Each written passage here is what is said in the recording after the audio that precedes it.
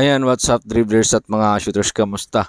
Kamusta po kayo sa pagbubukas nga po ng 48th season ng PBA? Napakaraming team ang magpapalit. Isa na po ang San Miguel Beermen na papalit ng import.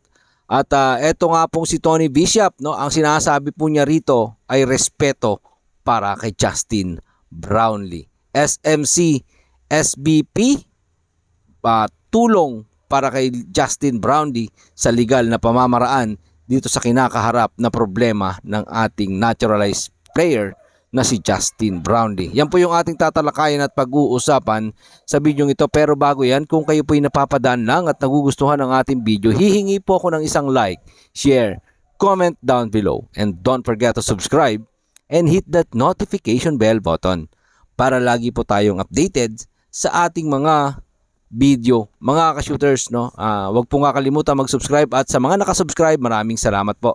Pagbubukas nga po ng 48th season ng PBA ay maraming team ngayon, no, na nagpalit. Isa na rin po diyan ang Talk and Text, no, na hindi makakapaglaro ang kanilang import at ang naturalized player nila, no, na si Rondy Hollis Jefferson. But dito po tayo sa San Miguel Beermen, no, una nilang import ay si Tyler Stone at ngayon ay papalitan ni Ivan Aska from Virgin Island national player. Ito nga po si Ivan Aska, mga shooters, ay naglalaro po dyan sa national team ng Virgin Island, mga shooters, at darating po ito, no? Kanina po ito dumating dito sa Pilipinas para palitan nga po itong si Tyler Stone na nagkaroon ng problema sa kanyang pamilya dyan po sa USA, kaya agarang pong pinauwi ito ng San Miguel Corporation.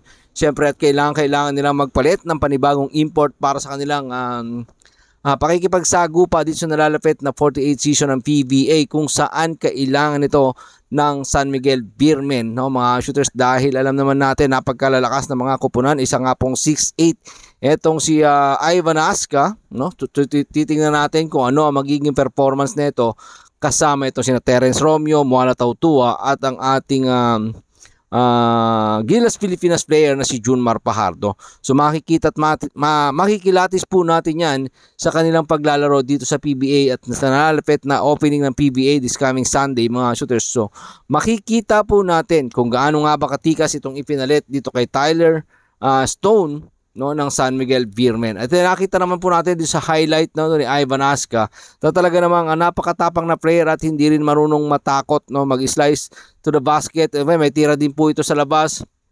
So all around player din naman yung ipinalit ng San Miguel Beermen. So makikita natin yan, mga ka-shooters, kung talaga mag-perform ito kasama itong ating ilan sa mga Gilas Pilipinas player na naandyan sa San Miguel Beermen, like Junmar Pajardo, syempre naandyan, Chris Ross naandyan din, and of course itong si Marcio Lassiter naandyan, mga shooters, no, at syempre si Terence Romeo na dati na rin namang naging player ng Gilas Pilipinas. Ano nga ba magiging performance niyan? Ano nga ba magiging feedback nito para sa San Miguel Beermen? Makakagawa nga ba ng magandang assessment dito sa kanyang mga kakampi? Makakapag-gel nga kaagad ito ng team para sa kanyang mga kakampi? Yan po ay ating pang-aalamin sa pagsabak ng San Miguel Beermen sa kanilang mga laban sa mga susunod na araw. At makikita po natin at gugustuhin po nating makita yan ang kanilang magiging performance para po dyan, mga shooters, no, dahil ito namang San Miguel Beermen, alam naman natin na champion contender din po ito, semifinals contender, at alam natin na kaya na itong bumuwal ng mga malalakas na kupunan. Isa sa mga SMC team, no, ito nga San Miguel Beermen, dahil tatlo po yan, ang Ginebra, San Miguel, Pure Foods, at ito nga pong San Miguel Beermen. Punta naman po tayo kay Tony Bishop, mga shooters. Respeto nga po para kay Justin Brownlee. Mataas nga ang respeto ni Tony Bishop dito kay Justin Brownlee, na kung saan minsan niya nang nakatapat, no, sa finals dito sa PBA, kung saan tinalo nga po si Tony Bishop. At sabi nga po ni Tony Bishop dito, Justin Brownlee is a Justin Brownlee, he is a legend, no, mga shooters. Tatama naman po ang isang Tony Bishop na talagang legend ang isang Justin Brownlee, at talagang maganda na, no, ang naging tatak ni Justin Brownlee sa lahat ng Pilipino. At sabi nga ni Tony Bishop, napakasarap maglaro sa piling ng Barangay Ginebra fans. Dahil alam naman natin, mga shooters, na pag ang Barangay Ginebra naglalaro sa Smart Araneta Coliseum dito sa MOA Arena, talaga man kayang punuin ang Barangay Ginebra, most especially kapag yan po ay kampyonato. No, nagawa ng record yan ng Barangay Ginebra noong nakaraan kalaban ng Bay Area Dragon kung saan nag-break ng record ang Barangay Ginebra dyan. Kaya ito naman si Tony V siya pa excited ng makapaglaro at protektahan ang titulo ng Barangay Ginebra. At sinabi niya, pangako niya, respeto kay Justin Brownlee, gagawin niya ang lahat upang maipagtanggol ang corona ng Barangay Ginebra San Miguel. Ano nga ba ang tulong na ginagawa ng SMC SBP ng Samahang Basketball ng Pilipinas para kay Justin Brownlee? Mga shooters, nagsasanib puwersa naman itong in fairness naman dito sa SBP. Manny B. Pangilinan at RSA tinutulungan si Justin Brownlee para mapaikli ang kanyang suspension dito sa nangyaring doping test sa China dahil gusto ng San Miguel Corporation na makasama muli nila si Justin Brownlee para maglaro sa kanilang kupunan na Barangay Ginebra.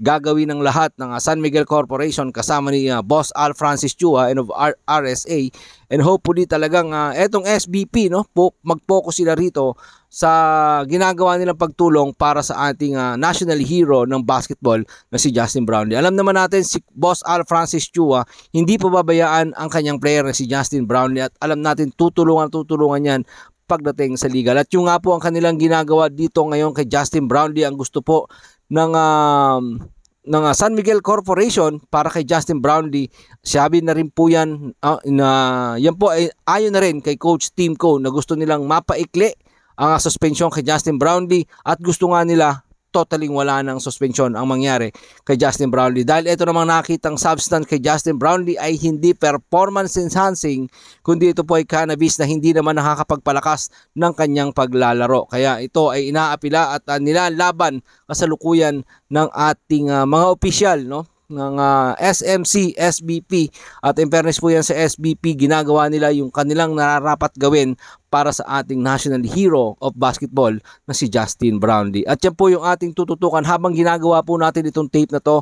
Kasalukuyan hindi pa po natin nakikita mga shooters o wala pa pong inilalabas na suspension or whatever patungkol para kay Justin Brownlee, at lahat tayo inaantay po yan kung kailan nga ba ilalabas yan yung suspension para kay Justin Brownlee para naman tayo mga Pilipino ay maging kampante na sa mga susunod na mangyayari para sa ating Barangay Ginebra resident import, at gusto ni Coach Tim Cone niya na makabalik sa kanyang kupunan at makasama muli ang isang Justin Brownlee sa mga kampyonato or sa mga susunod pang tournament ng ating Gilas Pilipinas. Yan po ang inaabangan ng karamihan.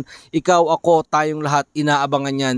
Yung magiging hatol kay Justin Brownlee. Ang nakapagtaka lang dito mga shooters, hanggang ngayon hindi pa inilalabas kung ano man ang magiging hatol para sa ating national hero of basketball na si Justin Brownlee. Kaya ako, umaasa tayo na lahat gagawin ng SMC, SBP para maklaro ang isang Justin Brownlee sa kanyang naging doping test mga shooters dahil napakatagal po nilang inantayan ayon kay Coach Tim Cone dahil si Calvin Optan at Justin Brownlee inantay nila ng 3 oras para po dito, at ito nga yung naging resulta niyan.